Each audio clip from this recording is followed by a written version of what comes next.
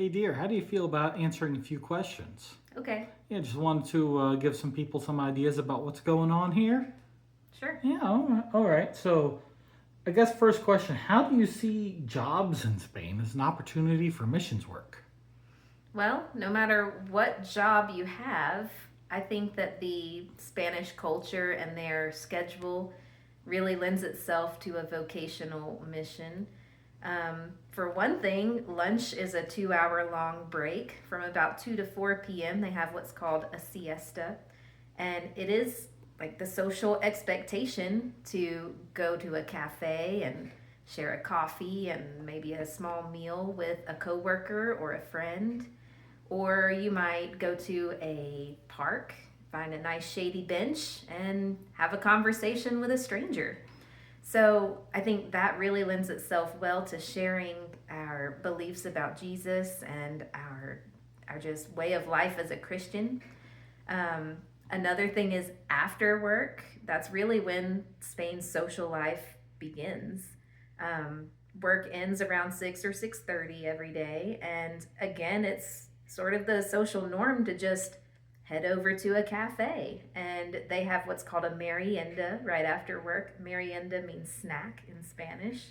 And so you generally have an evening coffee with some sort of sweet treat. And again, it's over a conversation. So there's lots of opportunities to share our faith and our beliefs when you work in Spain.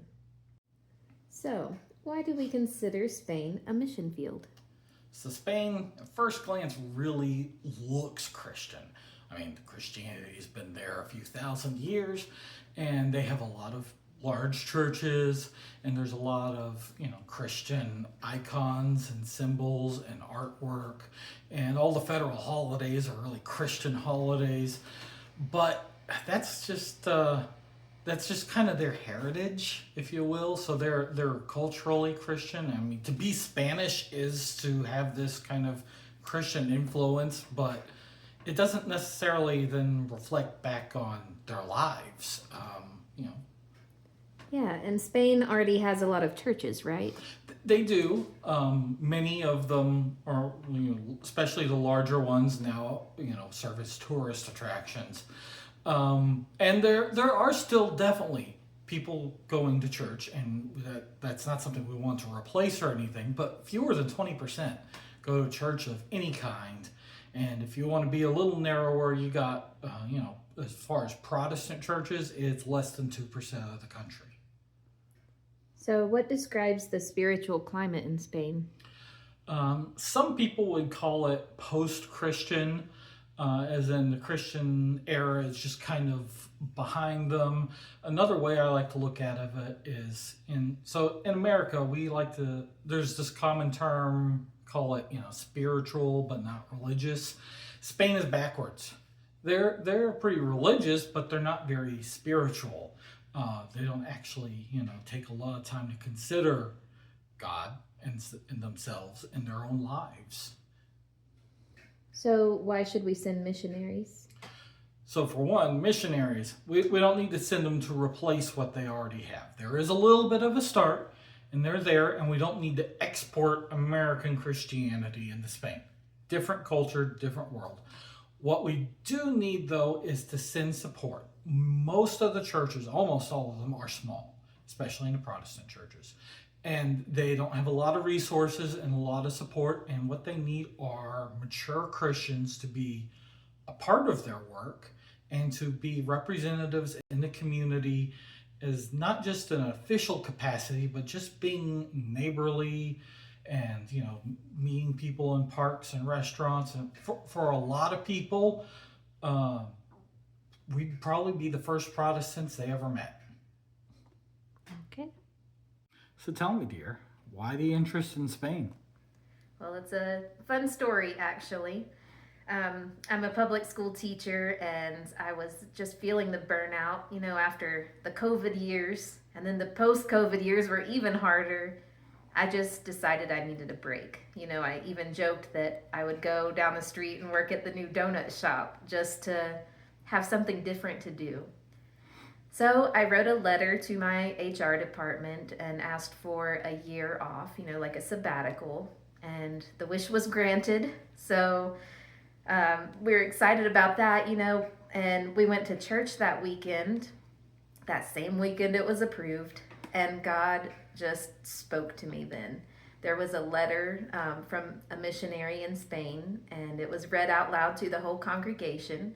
And in the letter, it basically said they really needed some elementary school teachers to come over and help at their school for missionary kids. And at first I was like, that's such a crazy idea. We don't even have passports. We've never been outside of the country with our family. There's no way. So even trying not to think about it, it was still just in my brain. All day long I kept thinking about it. It was on my heart. And so finally around dinner time, after several hours of this just being there in my brain, I went over to Eric quietly and I said, what if we did try to go to Spain? Do you think we could do that? And he just stopped what he was doing and slowly looked at me and he said, dear, I have a remote job. We can go anywhere with that. And so that was the beginning of that adventure. The visa process was long and difficult, but God kept encouraging us along the way at every hiccup. And I knew in my heart that was what we were supposed to do. And so even though we didn't end up getting a visa for the full year, we did manage to go on our passports. And in Spain, you can go for 90 days. So we did 2 90-day trips. And I taught at the school. Our kids went to the school. And we just fell in love with Spain. The people are friendly. They're willing to talk to you on the park bench. Just everywhere you go, everybody's wanting to talk to you and be friends. We got to travel and see some of the historical sites. We went to church with some people, a few different churches actually. One was near the school, and we realized, they're just starting out, and it would be really nice to be there and help them, especially with music or teaching the young kids. It would just be a great help if we could be there.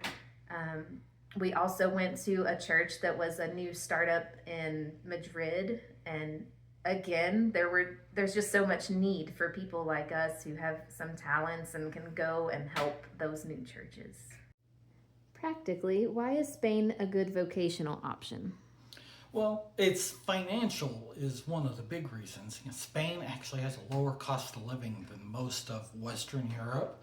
That's part of the reason if you go on YouTube, you will see videos about people wanting to move there or work remotely. It's because it's fairly cheap to live there. And unlike, say, a developing nation, the Spanish economy is actually very well set up and very strong at the moment. There are jobs to be had. You can make money and live there. So that seems like, a good combination. How feasible is a long-term stay? So the Spanish government really does have a demand for native English speakers. So they're looking for those to come teach in the public schools, they have language schools, and business, because English is one of the most common languages used in the European Union. There's business demand for it.